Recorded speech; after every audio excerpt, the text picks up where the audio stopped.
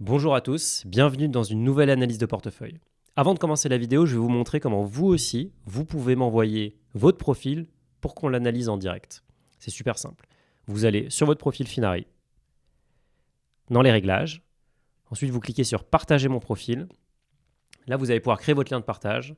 Vous sélectionnez tous les actifs que vous avez. Vous ne cochez pas masquer les valeurs. Vous pouvez mettre un code si vous voulez pour plus de sécurité. Vous cliquez sur Suivant. Ensuite, vous avez votre lien de partage. Ce lien de partage, vous le mettez dans le formulaire qui est dans la description de cette vidéo avec une description de votre objectif. Vous nous l'envoyez et ensuite, toutes les semaines, on tire au sort un profil. Et ça sera peut-être vous dans la prochaine vidéo. À tout de suite. Et donc, on y va tout de suite pour l'analyse du jour. Utilisateur Fire. Donc, notre utilisateur mystère du jour a 220 000 euros de patrimoine brut, 144 000 euros de patrimoine net. Donc, il y a de l'emprunt, il y a de la dette déjà. Au niveau de l'allocation, c'est assez équilibré. 35% IMO à peu près, je dirais. 40 peut-être. Actions et fonds, pareil. Des livrets, donc pas mal de cash. Compte bancaire aussi, pas mal de cash dispo là. Un peu de crypto, un peu de crowdlending. Des autres actifs, on va regarder ce que c'est tout à l'heure. Et du fonds euro. Profil, je suis en couple sans enfant et j'ai bientôt 28 ans. Je gagne environ 50 000 euros bruts par an dans le nucléaire. C'est un secteur porteur, je pense. Objectif, générer au moins 2 000 euros par mois de manière passive. Intéressant. Du coup, c'est logique, c'est du FIRE. Stratégie, je suis adepte du mouvement FIRE et je mets plus de 50% de mes revenus de côté sans avoir l'impression de me priver. Franchement, bravo, ça veut dire que tu t'économises 2 000 euros par mois. Alors, tu dis pas si 50% les revenus du couple ou des tiens. Mais bon, dans les deux cas, c'est beaucoup. Franchement, c'est énorme, 50%. Donc 50% sans avoir l'impression de me priver. Je pense déjà avoir bien avancé pour mon âge. Clairement, je te le confirme, 50%, c'est impressionnant. Généralement, c'est le top. Franchement, faire plus, ça commence à être... faut vraiment manger des pâtes et pas grand-chose d'autre. D'ailleurs, si vous ne savez pas ce que c'est le FIRE, on a fait un article sur le sujet. Concrètement, le FIRE, c'est un mouvement de gens qui veulent être indépendants financièrement le plus vite possible. Donc, ça veut dire Financial Independence Retire Early. Et donc, ils veulent arrêter de travailler le plus vite possible. Pour ça, ils vont investir une énorme partie de leur salaire dans leur épargne et ils vont prendre beaucoup de risques. Un risque mesuré, évidemment, mais concrètement, ils vont investir dans des ETF actions, généralement, donc MSCI World. Et ils vont avoir le taux d'épargne le plus élevé possible. Et donc là, dans l'article, on en parle.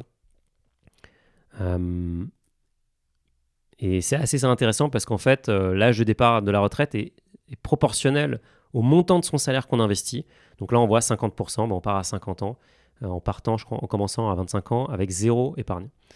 On a fait un Finari Talk sur le sujet avec Victor Laura, qui est un des experts français, ou l'expert français du sujet. Donc n'hésitez pas à aller le voir, on vous met le lien dans la description ou juste ici. Je fais du DCA sur des ETF sur mon PEA depuis 2018. J'investis un peu en crypto. J'ai effectué mon premier investissement en LMNP l'été dernier. Top, on va regarder ça. Les finances personnelles sont une passion pour moi, donc merci à Finari de nous aider à mieux suivre son patrimoine. Merci à toi.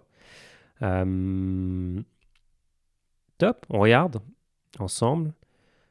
On commence par les actions, donc 73 000 euros d'actions. On voit que ça augmente, on voit que tu fais du DCA clairement. Franchement, on me demande tout le temps est-ce qu'il faut acheter en ce moment, est-ce qu'il faut plutôt attendre, etc. Bah voilà.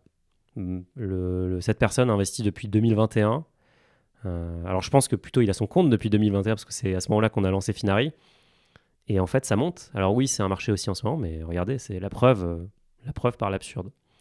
Démonstration par l'absurde. Donc on voit qu'il a quand même 8%, enfin que 8% de plus-value parce qu'évidemment il a investi. Mais bon, franchement, c'est vraiment le métronome.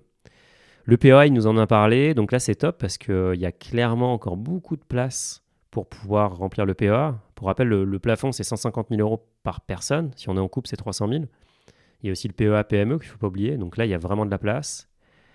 Il y a beaucoup d'ETF, franchement. D'ailleurs, on le voit là, ici, tu as quand même beaucoup d'ETF. Ça, c'est vraiment une question perso. Donc là, on voit que tu as le S&P 500, MSCI Europe. Bon, il y a 2 S&P 500. Peut-être que tu as changé en cours de route. Pas sûr que ça serve à grand-chose. Il y en a un qui est hedgé, donc où tu es protégé contre la variation du dollar, l'autre non. Tu as du Japan Topics. Tu as un doublon aussi sur le Emerging Market. Ah, c'est du Small Cap, pardon. Ça, c'est Europe Small Cap, je crois. Et tu as un peu d'obligataire. Alors ça, c'est vraiment le seul... je crois que c'est le seul ETF qui est possible dans un PEA, parce que normalement, le PEA, c'est que action. Donc, c'est très raisonnable. Je trouve qu'il y a beaucoup d'ETF. Donc, à toi de voir si tu veux garder une allocation aussi diversifiée. Moi, je suis partisan de la simplicité. Donc, MSCI World, tu es très bien loti parce que tu as en fait tout ce que tu as là, tu l'as au sein du même ETF. Mais bon, tu as peut-être une stratégie, en tout cas, très cohérent. L'épargne salariale, alors franchement, l'épargne salariale, c'est trop bien. Si vous avez de la chance d'avoir une entreprise généreuse qui, en plus, abonde, concrètement, c'est de l'argent gratuit, puisque j'ai fait un thread dessus si vous voulez aller voir sur mon Twitter, mais l'abondement, vous versez une certaine somme et il vous donne une somme en plus, ça peut aller jusqu'à 300% de la somme versée, donc c'est trop bien. Donc là, le PEA d'ailleurs, enfin le PEG, c'est plan épargne groupe, concrètement c'est pareil qu'un PEE, plan épargne entreprise. On voit qu'il est très largement dans le positif, plus 74%, ça veut dire que tu es probablement là depuis un petit moment, et en plus tu as reçu des actions gratuitement, donc forcément ça baisse le coût d'achat. Donc ça, trop bien, il faut continuer à le faire, il faut verser le maximum pour aller chercher l'abondement. Il faut juste vérifier si les frais ne sont pas trop déconnants au niveau des fonds, parce que généralement c'est quand même assez chargé. Ok, donc ça doit être une assurance vie chez Spirica. Là, à mon avis, il y a du fonds actif, donc tu peux probablement... Ah non, c'est des SCI, ok, c'est de l'immobilier. Un PER pour la retraite. D'ailleurs, là, il y a du MSCI World, MSCI Emerging Markets. Donc là, une stratégie beaucoup plus simple. Un PERCO, donc là, c'est pareil, produit épargne retraite. Une assurance vie avec des obligations. Ok, super. PEA, PME, donc tu as pris date, mais tu n'as rien fait encore. Et tu as un CTO, compte titre. Bon, il n'y a pas vraiment d'intérêt. Le CTO, c'est vraiment plus pour jouer, faire du boursicotage qu'autre chose. Je dirais que c'est cohérent, franchement, c'est hyper cohérent. On va regarder les livrets, je crois qu'il y avait pas mal de cash.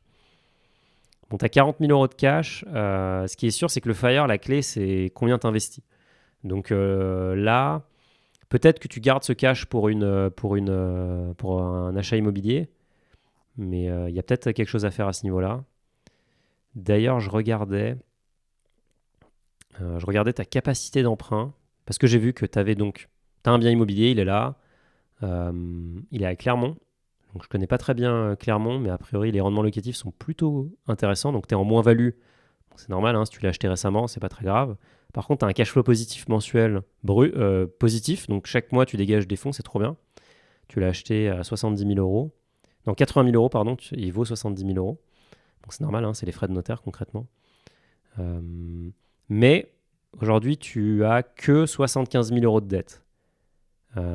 Donc j'ai vérifié ta capacité d'emprunt. A priori, tu peux quand même aller chercher encore. Là, 198 000 euros. Alors, il faudrait affiner l'analyse. Tu as beaucoup plus d'éléments que moi. Mais concrètement, tu peux aller acheter un, voire deux biens. Théoriquement, tu pourrais acheter 3 biens comme celui que tu as déjà. Avec la capacité d'emprunt. Donc, c'est vraiment, vraiment pas mal. Alors, évidemment, là, tu as eu un taux plutôt sympa parce que tu as 1,25 sur ton emprunt actuel. Bon, on est plutôt à 3,30, donc c'est plus du tout la même histoire. Mais quand même, c'est pas grave parce qu'en fait, tu as l'effet de levier. D'ailleurs, ici, on voit, tu as un effet de levier de x18. Tu as mis un apport de très faible en fait. Tu as mis un petit apport et derrière, tu as eu l'énorme effet de levier. D'ailleurs, je pense que tu as emprunté combien 78 000 euros. Ouais, donc tu as dû mettre très très peu d'apport. Donc franchement, il y a peut-être du coup faire plus de LMNP pour aller générer du revenu passif. Là, actuellement, tu génères sur ce bien immobilier, tu as 590 euros de loyer. Si tu achètes 3 biens similaires, concrètement, tu as atteint tes 2000 euros. Il me semble que c'était ton objectif. Voilà, gagner 2000 euros par mois, c'est simple. Utilise ta capacité d'emprunt dispo pour aller faire de l'IMO locatif. Et après, en plus, en parallèle, tu as tes actions. Donc là, on ne voit pas combien tu génères de dividendes parce que tu n'es pas Finari Plus, malheureusement.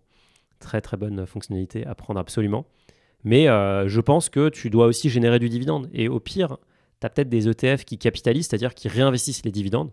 Donc, ça te fait un revenu passif aussi. Donc franchement, tu es hyper bien parti. Je vois aucune raison de pas y aller. D'ailleurs, attends, j'ai petite calculette pour toi qui permet de savoir à quel âge tu seras FIRE. Donc on va juste la remplir. Tu as 28 ans. Tu nous as dit que tu gagnais... alors c'était avant ou après impôt? Brut. Bon, on va dire que tu gagnes allez, 45 000 euros net. Tu dépenses, bah, tu nous as dit que tu épargnais la moitié, donc on va dire, bon c'est en dollars, mais peu importe, on va dire que tu dépenses 20 000. Tu as un portefeuille de combien? Hop, 220 000. Chaque mois, tu investis 50% de ton revenu, donc ça fait combien? Ça fait 2 000, donc tu investis 25 000 par an.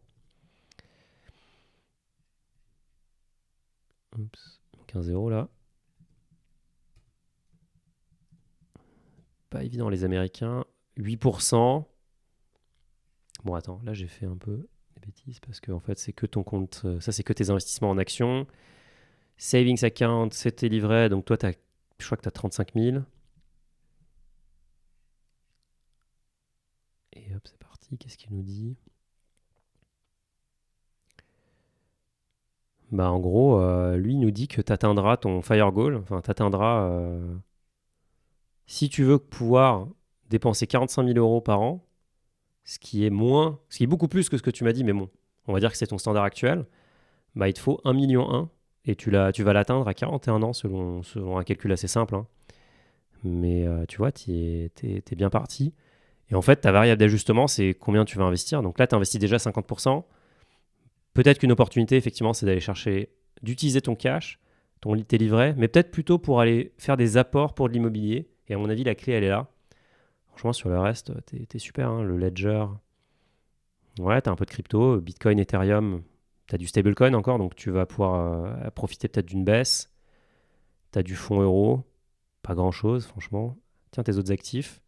T'as du Girardin, donc ça, c'est des produits pour baisser ta fiscalité. Hyper cohérent, je trouve. Pour moi, il faut aller faire du levier et aller chercher du loyer. Et ça va t'emmener aux 2 000 euros par mois. Et ça va t'emmener au FIRE. Voilà, c'est la fin de cette vidéo. J'espère qu'elle vous a plu et j'espère qu'elle a été utile pour votre stratégie patrimoniale. Si vous voulez voir d'autres analyses, ça se passe par ici. Et sinon, je vous donne rendez-vous dans une prochaine vidéo. À très vite.